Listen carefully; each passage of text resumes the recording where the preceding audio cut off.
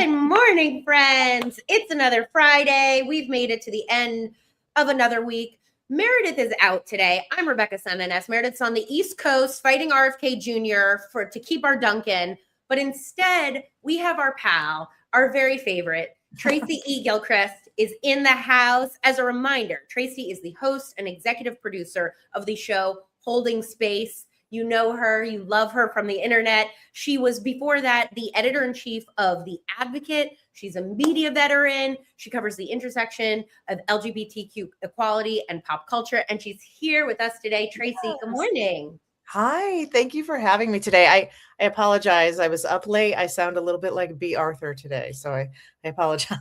Sexy. Tell the people why you were up late last night, because for me, I was just up late having insomnia, but you were up late. Oh, well, I had that too after, but I was at the GLAAD Awards. We did some red carpet interviews, live streamed that. Then I was at the event, and then there was like a little after thing. And, I actually got home by 1.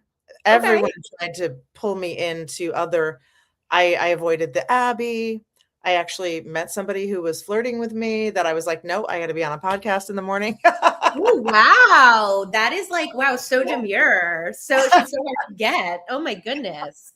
I know. I played hard to get for you, Rebecca.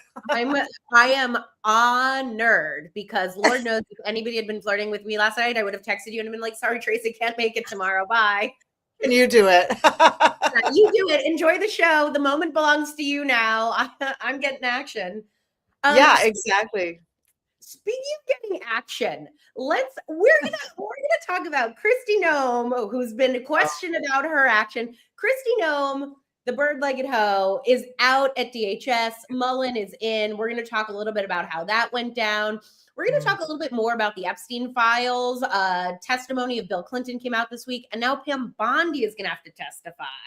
And so I'm curious, now that Kristi Noem got fired, how that's going to play out. We're going to briefly talk about a Supreme Court ruling that's going to affect trans and non-binary kids. And then I want to get a little tea about the GLAAD Awards. And then we're going to have a conversation with Zoya Biglary, who is a Persian-American voice. She does cooking and talks about queer identity. And she is going to tell us a little bit about what it's like to be in the Iranian diaspora as we go to another war in the Middle East. So here we are. Yeah. It never ends. It's Friday. I know. I mean, and it's still only March. We've got a lot of months to go in this year. It's only March and it's only 2026. You know what I mean? I was out with some friends last night and somebody said, basically, do you think we're going to get out of this thing? And I said, yes, I do, but not before there's a death rattle. I think they're going to cling to this to the absolute end. But let's talk about what happened yesterday, because this was actually kind of a little bit of a win, so to speak. So Kristi Noem, who was the head of the Department of Homeland Security, you saw her, Ice Barbie. She was out there with the vests and the guns and oh, hi Meredith, we miss you too. Hi Meredith. Truth Social post, my favorite. Donald Trump essentially fired her and brought in Oklahoma Senator Mark Wayne Mullen, which is the ultimate Southern name I've ever heard. Yeah. So this came after a very rocky congressional hearing this week where she was questioned about her overseeing of ICE, spending on jets, and her alleged relationship with a Trump advisor, Corey Lewandowski. She would have canceled on us to flirt with somebody.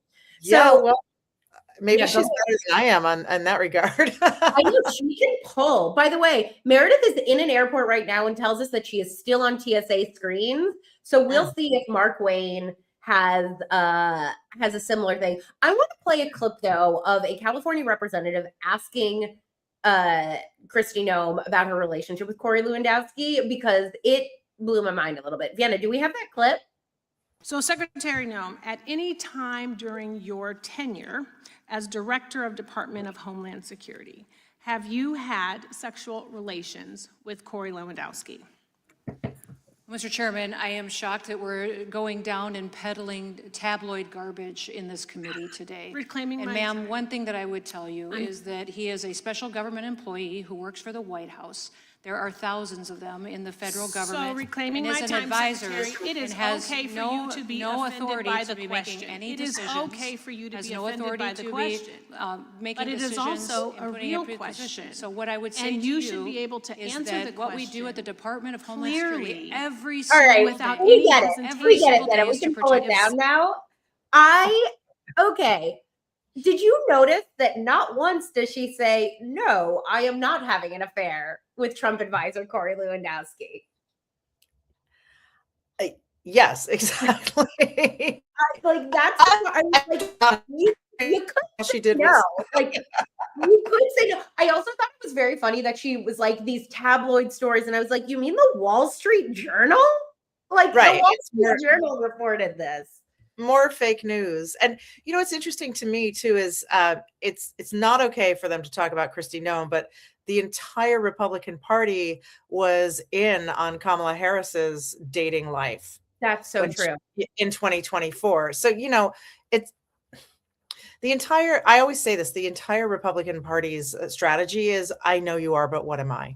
Like it's a child's, it's like Yeah. you're on the playground. Like, I know you are, but what am I? Yeah. I also, her husband, by the way, was in that room. Kristi Noem is a married woman who seems to be having an affair. I was listening to actually somebody who won at the GLAAD Awards last night, the I've Had It podcast. Jennifer Welch. Yeah. Jennifer Welch. And I was listening to her, and she was saying how evangelicals are so sort of primed to forgive these like bizarro indiscretions that you would think, like you would think adultery would be offensive to people who are like, and she's like, they just forgive it because their pastors do this, Yeah. Yeah. I mean, and also, I mean, they just have a couple of things that they actually give a damn about. And I don't think adultery is one of them at the end of the day. I mean, they really only care about controlling your body. pretend to care about bodily autonomy, because I'm sure if it happens to some of them, they're off to a secret. And then of course, trans people. So because those are the scapegoats, just to get the heat off of them. Totally. But I don't think they actually care about anything. Yeah, it's like a simple narrative. I have a question as like a pop culture person. Kristi Noem was such like a visible force in the administration, like Ice Barbie. She would like cosplay all of these things. As Meredith just said, like she, part of the reason why I think she was ultimately fired is because she had been paying for these commercials and said that Trump was in on it and Trump hated that. What do you think? Well, because he's got to be the center. He's got to be you cannot come for the king. Like that is just simply, it is not. There's a lot of things you can do, but come for Trump or ask for him to have your back is, impossible. But, I think that a lot of what I've heard JD Vance say this, I've heard Trump say this, I've even heard Megyn Kelly say this, that they're like, oh, we have an optics problem for Republicans. We're doing great. We just have an optics problem. And now, Kristi Noem is out. Mark Wayne Mullen is in. Do you think that they're going to like revamp the image around this guy? Or like, do you think they'll take the time to like revamp it? I mean, it's hard to say. I think ICE is going to continue to be placed in cities and terrorize Americans. I think it will be a little different approach, because you have Kristi Noem, who has the way she looks, her visible attributes. I'm like, did her face explode when she found out? And it's funny to me, these conservative women who are in the media or you have to speak, they all have this like really low voice that they use. And I mean, my voice is not high, but I can't get down there. So I think they're trying to feign toughness. And it's cosplay, like you mentioned that. I think this guy will probably, I don't know, I don't know him. He'll probably end up being more like a rodeo cowboy, Pete Hegseth. That's true. That's true. Very masculine. Very, very masculine. So Republicans do have the vote to swear him in. John Fetterman is, likely, like there may be some Democrats who join in the, oh, wow, look at that cowboy hat. Oh, look at, I honestly, I had never seen a picture. I just went off his name. Yeah, he looks exactly what he sounds like. He, not that you have to have a college degree, but he is in fact a college dropout. And so for the amount of people that spend time calling AOC a bartender, and this gentleman actually did fail out of college is, wild. Who gets called, who gets tagged with being working class as a pejorative is interesting. Right. Just women of color. Just women of color. Yeah. Just women of color who have something to say, Yes. So it seems likely that he will sail right in. But interestingly, as a reminder, everybody's like, the Democrats and Republicans are still fighting over DHS funding, which Chuck Schumer, for better or for worse, says that that won't change now that Kristi Noem is out. They're still fighting for reforms over ICE. So we'll see about that. And then at least they're fighting for something. Yeah, I mean, I know that was actually, like, not to go on a little rant, but Rosa, before we got on, Tracy and I bonded over the fact that we're both from Connecticut, and Rosa DeLauro, who's been the representative of my district since I was 2 years old, voted to fund DHS. She was one of the 21 Democrats and I was like rip shit angry, like, come on, Rosa DeLauro, like, we have so little. It's interesting. Connecticut's a blue state, but there are pockets and like you encounter people there that's very strange. Big time. I actually, during the 2024 election, happened to be home. I voted absentee, but I was home, and both the days leading up to and during the actual day of election. And I like the amount of Trump signs that I saw out there. And I saw a man with the Trump shirt where he's like, the fight, fight, fight shirt. And I was like, if in, like not in the city, New Haven, where I grew up, is like very, very blue, but it was in the surrounding areas that I was like, oh, this is happening. If in Connecticut. Some of those old factory towns, because my hometown of Plainville is very, very red. I'm like, I can't believe I grew up there. It's like working out as gay as I did. I think that people in Connecticut also feel, I've always said this about Connecticut, because it has this reputation of being like this ultra wealthy state. But I actually think that it's like a deeply segregated state, both by class and by race. And so there's also very, very high taxes. And so you have extremely, extremely wealthy people that like build the reputation of the state and like the taxes of the state. And then underneath that is a very forgotten working class group of people. Working class. Yeah, I know. Yeah. People think that I'm wealthy because I'm from Connecticut. I'm like, I'm not from that part. I know. I'm like, well, that, and anytime you meet a Yale, I'm from New Haven. Anytime you meet a Yalie, they're like, oh, I only hung up on the Yale campus. And I'm like, you don't have to tell me that. Like, I know, like we know that you don't want to hang out in New Haven, So I just, before we move on to the next story, I just want to throw out JB Pritzker, the governor from Illinois, released this video about Kristi Noem that I thought was sort of interesting. Like, Vienna, I just want to play Kristi Noem, don't let the door hit you on the way out. Here's your legacy: corruption and chaos, parents and children tear gassed, moms and nurses, U.S. citizens getting shot in the face. Now that you're gone, don't think you get to just walk away. I guarantee you, you will still be held accountable. Ooh. I just said that. Yeah. Okay. What did you think? I want to see what you thought of this. Well, it sounds like a threat, and like they're going to try to prosecute Kristi Noem. I mean, I think, like, I thought that, and I also was like, I think, JB Pritzker is clearly one of the names that's been brought up about somebody who's probably going to run for president. And I do think it signifies that, like, Democrats are going to want the revenge narrative a little bit for themselves, that they're like, part of the strategy going forward will be the nobody can get away with this. And like, who knows whether we'll actually ever see accountability. I sort of tend to doubt it, but I did think it was interesting that he was like, you don't get to just leave this and dip out.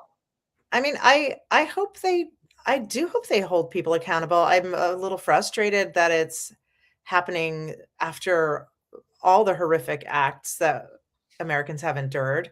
I wish that they had been stronger out of the gate and Mhm. really held a line, but I hope they hold people accountable. I did want to point out, I think Vienna noted this, and I was going to say this.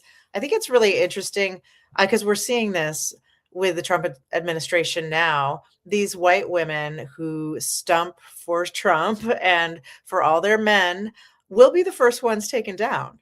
Totally. Yes. I mean, they're just on every level, they're just screwing themselves. They're just screwing themselves. I know this was something that I noticed too. Before we move on to Pam Bondi, somebody else who screwed themselves is Mhm. Elise Stefanik, who put her whole reputation behind Trump. She was also running for governor, I believe. And Mhm. her whole platform was like, I'm gonna go after Mamdani.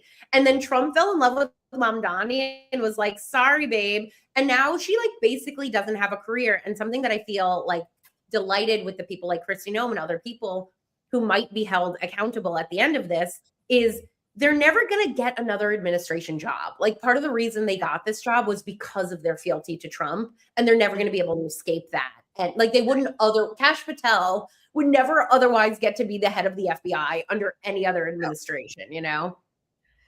No, they've kissed the ring and here they are. And here they are. And here they are. Before we bring in our guest, which we're so excited about, I do want to talk about, so Attorney General Pam Bondi is about to face a similar scrutiny. She's going to have to answer for how she released the Epstein files. She's been subpoenaed to Congress. Representative Jane Comer, who is the person who subpoenaed the Clintons, objected to this subpoena, but it was overruled. And then meanwhile, the House Oversight has started to release the testimony of the Clintons in connection to the Epstein files.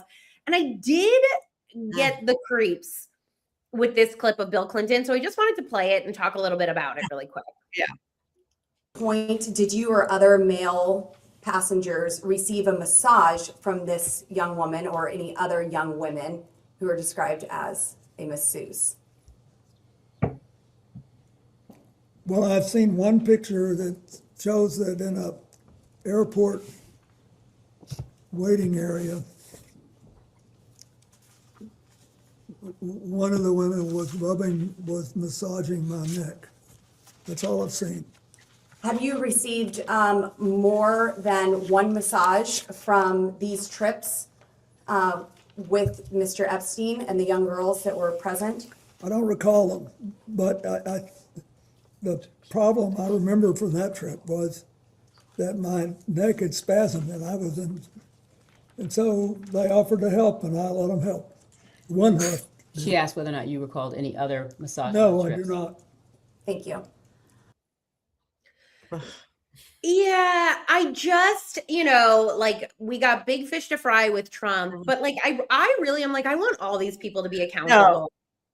Anybody involved. And I've never been a Bill fan. I mean, listen, I voted for him back in the day after 8 years of Reagan and then, Bush Senior.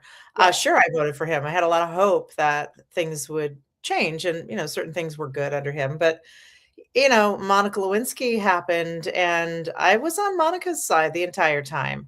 Good for you. You were ahead of your time because I was younger. And I remember my parents being like, that Monica, like they were. Oh, yeah. Like she lured him, like the way that people blamed her. She was 21 years old with the most powerful man in the world. Easy. I know now that I'm an adult, I'm like, I don't know what I would have done in that. I know what I would have done in that situation, which is exactly what she did. Or like feed myself probably, more likely. I would just be scared shitless. But I mean, the conservatives at that time, the Republicans were hypocritical about that. There was all kinds of garbage going on in the Republican Party at the time. So did I think that he needed to be impeached over that? I wasn't exactly sure about that.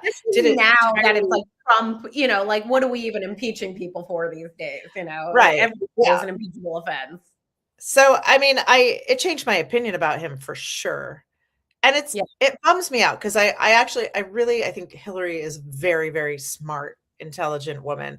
And I like her. I want to root for her. And I read her book after the 2016 election. And I was always like, is this a marriage of convenience? Is it just a political marriage? She loves him. She loves the guy. I don't know. As a lesbian, I'm like, I don't see I it. don't know. Yeah. Yeah. I don't get it. I don't get it. Yeah. I know. I said this on the show last week, but I'll repeat it, is I think it was a mistake. Like, I genuinely believe that Hillary Clinton knew and had nothing to do with Jeffrey Epstein. And I genuinely believe that Bill Clinton did. And so it's so interesting that they put them both on the stand day after day in sort of like equal measure, as if they were the same person. Right. And so I think it both absolves him and makes her more guilty. You know, like, I saw this clip and I was like, yeah, this is gross. And I also wonder, do you think like he's actually that feeble, or whether he's playing it up to the cameras a little bit and being like, I'm just an old man? That's a good question, because when I saw the clips of him, I thought, ooh. Yeah, me too. I was like, oh boy. When he tried to pick up the glass. Mm-hmm. So I do think he's got something medical that is happening. I mean, he is an old man, right? Yeah, They're all old men. Yeah, he's an old man. Yeah. Well, he's 79. All right. Wow. Is our president, he's the same age as our current president. Yes. So, yeah. I mean, Bill Clinton was just a wee thing when he was in office, comparatively. I know. It's so weird. It's so weird. He seems doddering, but I don't know. It feels kind of real to me. Yeah, I don't know. My last question before we bring in Zoya is, do you think that Pam Bondi will face the same fate as Kristi Noem? You know, like, Kristi Noem went into these hearings and came out of these hearings without a job. Do you think that Pam Bondi is going to have a similar fate? I think it's highly likely. I mean, she really botched a couple of weeks ago with, she got attacked and I think she made the Trump administration look weak. I agree. With the way she handled herself, and he hates that. Yeah. And, and just going back to this, I think the administration sets, especially these, I'm just going to say, dumbass white women. Yeah. Who fall for their, want to ride the stars of these white men into heaven or wherever they think they're going. And they're going to be the first ones pushed out every time. And they keep doing it. Yeah. So I absolutely think Pam Bondi is on that same. Is on vehicle. The chopping block. Couldn't be us. Couldn't be us. You know what? And it couldn't happen to a nicer person. Yeah, right. God bless. Bless your heart. I want to bring in our guest, who is not dumb and out on a ledge. We have with us Zoya Biglary. Zoya is an entrepreneur. She's an advocate, a first-generation Persian-American, and one of the few openly gay Persian public figures, which is going to make for an excellent conversation. You might know her as the internet's fruit peeler. She's a go-to creator for cooking inspiration, lifestyle content, relationship advice, business advice. And now she's here with us today to talk about what the experience is like out there right now. Zoya, welcome to The Moment. Hi, guys. How are you? Hey. Good. How are you? Thank you so much for being here. So great. Thanks for having me. So just to remind the audience, the United States struck the nation of Iran last Saturday. I can't believe it's been less than a week, because it's upended, I'm sure, Zoya's life even more than the average American's life. In that strike, the United States took out the Ayatollah Ali Khamenei, who has been the supreme leader of Iran for 37 years and has been an oppressive regime to the people of Iran for many, many, many years. And so what we've seen in the United States, I think, is a very complicated reaction, because there's also been civilian casualties, and the United States doesn't seem to have much of a plan there and doesn't have a good historical record with regime changes. But I wanted to bring Zoya on today really to give the perspective of what it is to be first-generation Iranian in America right now and see this complication. So how you doing, Zoya? How are you doing? No, I've been better, but I'm doing okay. It's I appreciate you bringing some attention to this. There are a massive number of people who are in my exact same shoes because this is such a nuanced situation. Obviously, anytime there's conflict with any country, it's always a lot. However, in this particular situation, it makes people like me kind of a living, breathing contradiction in a way, as an Iranian American, with my entire family being born in Iran, but I was born and raised here. And I have a deep love for the country that I was born and raised in, America, while having a deep love for the country that every single living, breathing relative of mine was born in. And the complex cherry on top, honestly, is that I'm also gay. So I have just such a really unique perspective on like a lot of and honestly, everything that I say and post online is always reminding people that people are not their government. And that is something that I'm trying so hard to drill, because as a person that grew up in America, I have seen time and time again, even with close friends of mine, that they are not exactly understanding what the people of Iran even are, who they are. They don't know anything about our country. So I'm trying so hard. I kind of call myself a cultural bridge builder, because I'm desperately trying to just have people understand that these are human beings just like you and I, and they want the same things. And we're not just, targeting random buildings and poof, there goes the problem. The real human lives are affected. And it's difficult because, particularly in America, you're talking about Iranian Americans, who are a massive immigrant group, and also one of the most successful immigrant groups to America. And so that matters, because we are your neighbors. We are a lot of probably your dentists and doctors and everything from your chiropractors to your hairstylists. So it's a big group of people. And the Iranians here love America very much too, because this is where my parents came to. This is where a lot of them came to start. So there's this really interesting middle ground where a lot of us are kind of stuck in, because it's more complicated than simply, oh, we're just going in for a quick operation. And we know that, any educated person understands that. So it's really dealing with the aftermath. And I think a lot of people are in my shoes, where they're really just not sure how to feel. Yeah. What do you think? One of the things that you just said, and I saw a video of you talk about this too, is there are so many people, and I see this happen all the time with so many things, where Americans are like very quick to judge a situation based on our own history, our own understanding of ourselves. I'm going to even say, especially on the left. What is it that you think that people don't understand about Iranian identity and that country's specific, like the country itself and the identity of the diaspora? Like, what do people just like not know that they're jumping into, like they are experts on, international relations? It's hard. I can't speak for everybody, but from examples that I've seen in my own comments and direct messages, people don't even know that Iran is a large country. This is over 90 million people. So it's not just a little tiny blip on a map. It's a really big world power that we are talking about.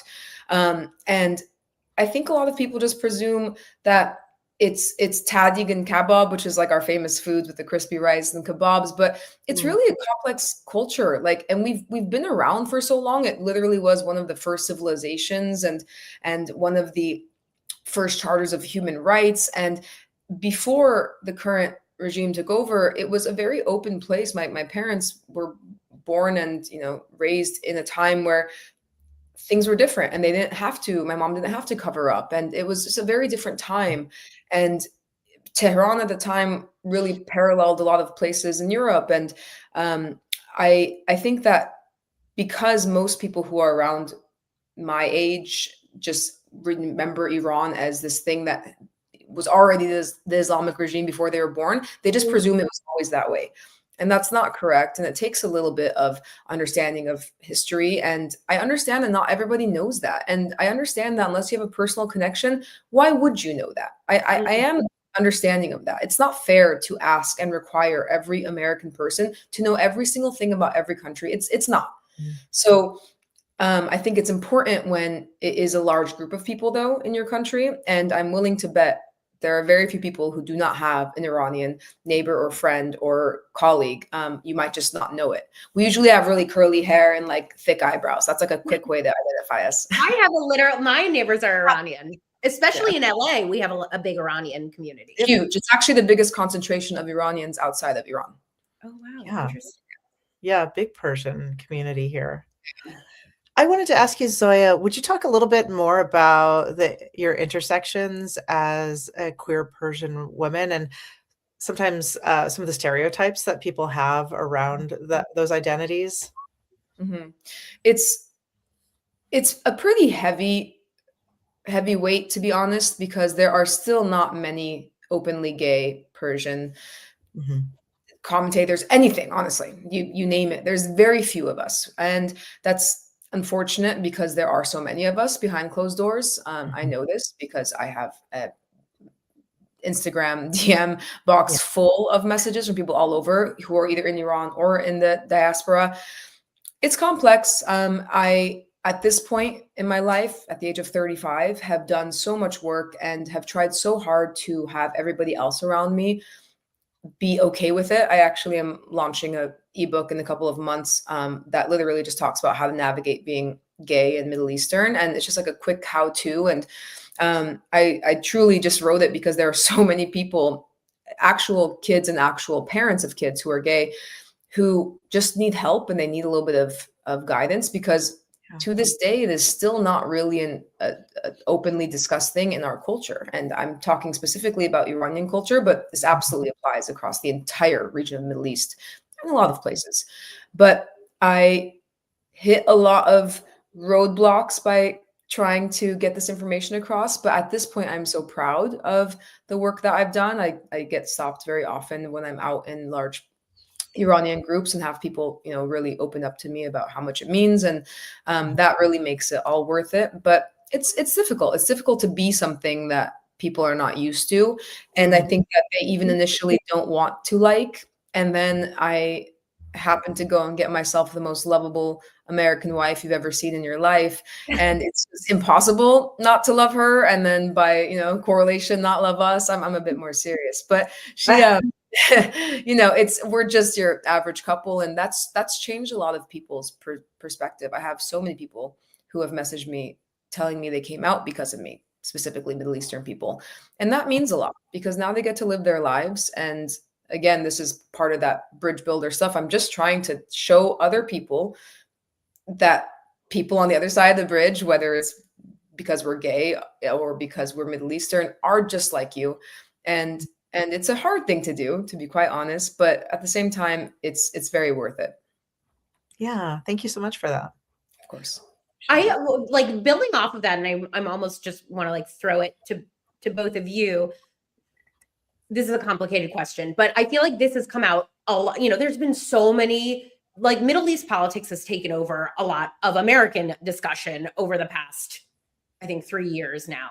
I'm half Middle Eastern, I'm Jewish, and so I feel also a similar connection to this, where I'm trying to get everybody to understand everybody and the complexities and the nuances there. But something that I hear a lot in sort of the flattened debate is on the left, there's a very free, there's the stereotype is the Free Palestine movement, and it's queers for Palestine. And then on the further right, it's well, but Hamas wouldn't let you be queer. And so how could you possibly, and to throw a complicated question in both of your directions, how do you deal with that? Something that doesn't necessarily fit on the United States left-right binary.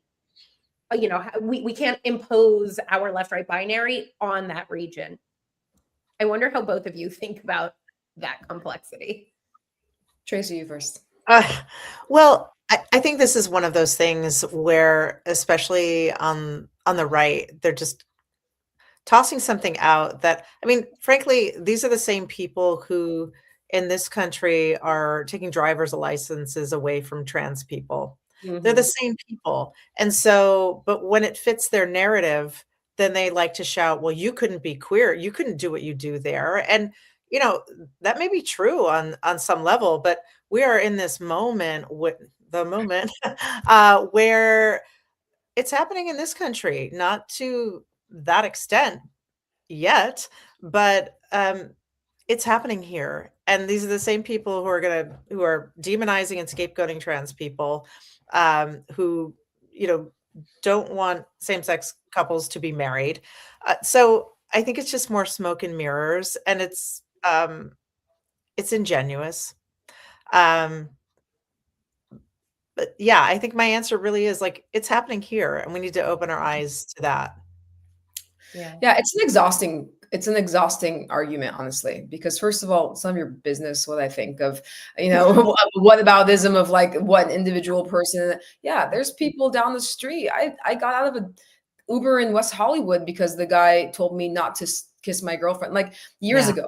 Like, I don't need that sort of thing. I don't need you to suddenly care about my rights as a gay person and pretend that you care. Like, it's a silly thing. It's a sudden caring that you suddenly care so much. Okay. Yeah. And suddenly, and honestly, frankly, that's how it feels sometimes with some of the Iran stuff, because suddenly there's a lot of this and this on either side, and you'll never really find strongly grasping onto any side of anything, because what I talk about is just the human aspect. But that's exhausting too, and it's really inappropriate, and it's also very damaging to a people who are already dealing with a lot of grief. Something about posting online is that, like, when an Iranian American, someone like me, is becoming a kind of like a primary source for people who have never met an Iranian, for example, or a gay person or whatever it is, the entire understanding of that kind of comes from us, right? Like, suddenly I'm the gay person they know, so now like all the gay info comes from me, or I'm the Persian person they know, so now everything comes from me. And that's really an enormous responsibility to carry. And I almost feel like it goes hand in hand, where it's like, I'm trying to exist in my very complicated life as is, and then you kind of want to throw these things at me, and it's irresponsible. It's kind of just like a cheap shot to me. Yeah. That sounds exhausting. It's been exhausting to hold, I think, any nuanced or complicated identity over the past couple of years, because you do feel that you have to explain it or carry it or unpack it for yourself even. Like, that is exhausting work. I wonder, Zoya, what are things that you lean on? You do wellness, you are a cook. What are things that you draw on from your Iranian American identity that are giving you comfort right now? You know what? Saffron. Saffron is literally a proven antidepressant. It's good for anxiety, low expensive. It's expensive, but all the good things in life are. Saffron is a superfood.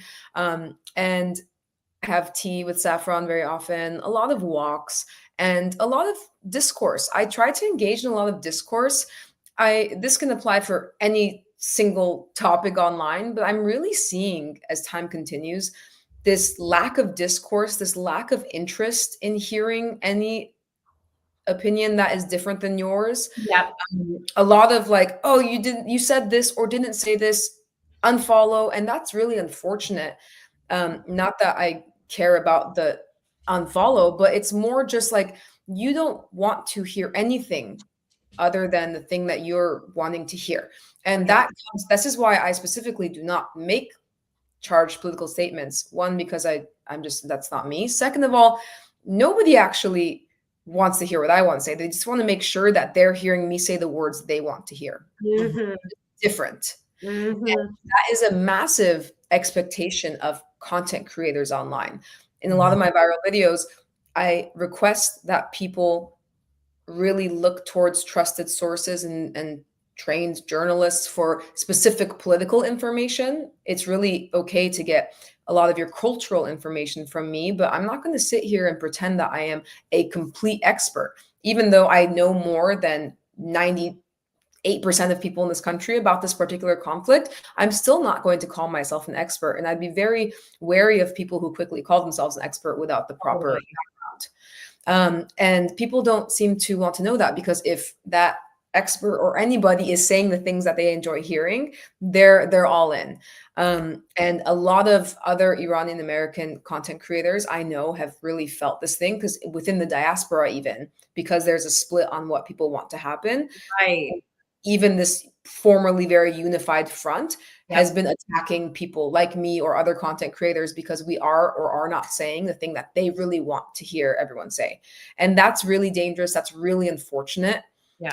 Because this is much bigger than someone making a small statement or someone having an opinion on what side it should go on. That sounds exhausting. Yeah. Tracy, do you want to give our last question, and then we'll ask Zoya where we can find her and well, yeah. I mean, my last question is, how did you get the name The Fruit Peeler? I never used to post online content. My now wife, girlfriend at the time, has been in digital media, Alex Traeger, for a decade and was already quite. I know Alex. Zoya, we've met. I was actually wondering if we've met via like Matilda and stuff. Yeah, I was like, as soon as I look you up, I was like, we have a lot of common people. I was like, we must have met. Yeah, we met at the Glad Christmas party in 2024. Right. Okay. I was either that or we dated and we forgot. Right. So I was like, trying to. I mean, I think I would have remembered. You have a cousin. Yeah. That sounds right. I was wondering that. Sorry, the question. How did you name the Fruit Peeler? Okay. The Fruit Peeler. So Alex kept asking me to post content online. I kept saying, no, thank you. I have no interest. One day, as she is looking for an apple peeler to post to cook a Thanksgiving dish, I was just so upset. And I was like, why would you ask that? I literally am a fruit peeler. I can just do it with a little paring knife. And so I just happened to prop up my phone and record myself doing it. And I'm so upset in the video and I look like shit. But literally, I'm just like, my girlfriend just asked for apple peeler. I'm Persian. I am an apple peeler. And I'm just spiralizing it the whole time as I'm speaking. Yeah. It's a skill that's very unique to a lot of Persians, honestly. Oh, interesting. People who eat mass amounts of fruit are really good. Yeah, obviously. And in the story, which was really I just blubbered it out. There were so many things that I hit on now that I dissect this video that would then quickly, within a day or two, go on to be viewed 20+ million times. I'm cutting the apple and I'm talking about how I have a girlfriend, first of all, so I'm gay, but I'm Persian and Persians eat a lot of fruit because you grow up eating a lot of fruit. And this quick little story of a family story. Put down my phone. By the time I picked it up a couple hours later, it already hit the low millions. Oh. So that went so viral. People saying, "Can you peel other fruits?" I said, "I could peel any fruit." So then orange. Next day, I peel an orange, millions of views. So I went through the whole thing, and I would always tell stories. Yeah. That were about either family or relationship, just always quick clips around, less than a minute while peeling a fruit, which again is just a skill I happen to have. And that became the big blow up of becoming the internet's fruit peeler. And truthfully, it's mostly just a way to get stories across. But a lot of people have told me that they learned how to peel a mango or orange or whatever because of me. And I appreciate that because people are not eating enough fruit and not getting enough fiber. Yeah. And like, yeah, I do too. So where can people find you? You have a book coming out. Where can people find you? My Instagram is at Zoya Roya. My TikTok is the Zoya Roya, and then Zoya Roya on YouTube. And I post a lot of short form. The book's coming out in a couple months, so I don't have a lot of details on that yet. But what I can share is that it is a really cool guidebook on how to navigate being queer and Middle Eastern. I am putting this out as a resource. I am going to make it digital so that people who are closeted can download it safely. I'm also going to make it completely free because I don't want anyone to not be able to access it or worry about anything showing up on a credit card charge. And I'm just really trying to just have this be a resource for people who really need it. And that will be before June. That's incredible. Thank you for doing that. Thank you, of course. Thank you for your work and sending your family peace and love and some peace. And thank you so much for being here today, Zoya. It was so nice to meet you.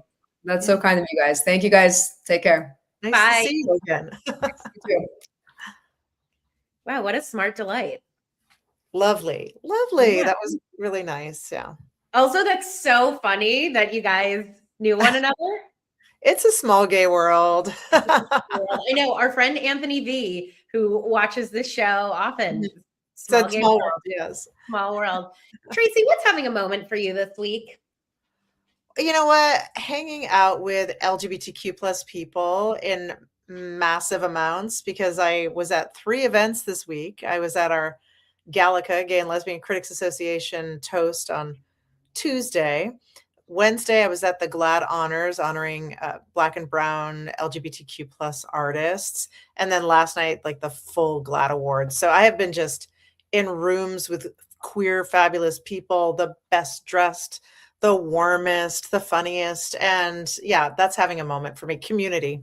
Yeah. I feel like especially in the queer community right now, it must feel really good to be loud and like get to get the flowers, you know. Yeah, so there great. is that, but there's also, Laverne Cox delivered a fiery speech last night. Like, yes, let's celebrate ourselves and we must have queer joy, but we need to fight and hold the line and not ever kind of relax at this point. We've got to fight these people out. Yeah. Actually, I have a question for you. What can, I'm not queer, but I have queer people have brought me so much joy and so much knowledge. And so like, what can an ally do right now? I actually hate the word ally, to be honest, but what can a friend of queer folks do right now to take a little about the burden off? Be outspoken, talk to, when people say casual crap about like Gavin Newsom, I'm just like, yeah, dude. Like over Gavin Newsom. And my friends are like, well, he might be the only one who can get elected. And I'm like, but he's throwing trans and non-binary people under the bus left and right lately. I mean, I don't want to vote for that person. We have 2 years to tell him that's unacceptable. You know what I mean? Like, let's not pretend that this Patrick Bateman looking dude is the only option. Patrick Bateman. Right? So yes, I think allies need to be outspoken and not allow casual conversation about, well, it's complicated, trans women in sports. It's not complicated. It's not. The science does not bear out. It's a lie. Like, learn about it, fight back, and kind of talk about it. Like, sorry, I'm still not awake. But like, fight back against these narratives that are lies. Yeah. And especially around trans folks. They're not the problem in women's bathrooms. No. I'll tell you, I have never been once. No. I've had infinite issues with men in the world. Never once has a trans woman made me feel unsafe. No, anecdotal evidence, but in my personal life, like, yeah, me too. I've had men in, like, I was once in Italy, across from the Vatican of all places, and there was a bathroom like where one way was the men's, one way was the women's room, but it was like all converging. And this old man tried to fill me up, and I was like, "I'm so sorry that happened, but doesn't surprise me." It was not a trans woman. It's never been that. It's again, it's the I know you are, but what am I? It's these men deflecting, right? 100%. They're the monsters, so they have to scapegoat somebody else. Yeah. So I think allies need to speak up when you hear things. I mean, obviously you are doing this. Meredith is doing this. Let your queer friends know that you're there for them. And if they, need to have a phone call or a coffee or something, that you're there. But I think the most important thing is voting out people who are anti-LGBTQ and talking about it, because a lot of these people, and there are a lot of people on the left too, who feel emboldened to casually say garbage, especially about trans people. I think that one of the things that heartened me about the special elections where Mamdani and Abigail Spanberger, like those people were all elected, was, look at that. We elected Democrats and none of them made it part of their campaign to throw trans people under the bus. I think there was this imagination for a minute that it was like, oh, if you want to be elected, you have to, be part of the group of people pushing back on trans people. And I simply don't think that is true. I just don't think it's true. Yeah. It isn't. It isn't. And I mean, in the cover up of the Epstein files, those are the people we should be worried about. Yeah, right? Like, who's the problem? Yeah. Yeah. Yeah. Trans people just want to live. They just want to be able to exist and live and be joyful. Like, Yeah. leave them alone. It's people alone. Yeah.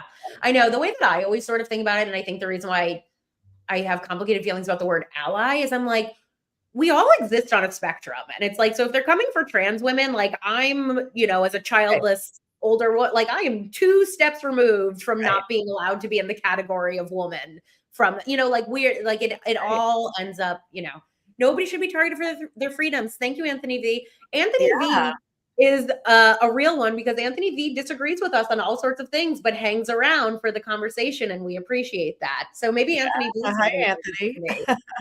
Well, that's Laverne Cox was actually saying that, Rebecca, last night, that everything that is happening to trans women will eventually happen to all women. Yes.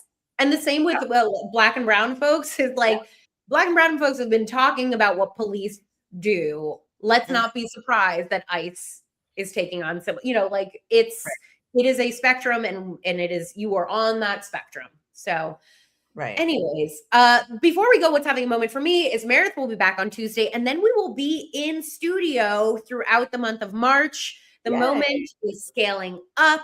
We're so excited. Like we just have like a family of people here now, including our friend Tracy Gilchrist, who I'm so grateful for being here today. It made it so much more of a robust conversation. Tracy, where can everybody find you? I am at Tracy E Gilchrist, so TracyEGilchrist. On TikTok, Instagram.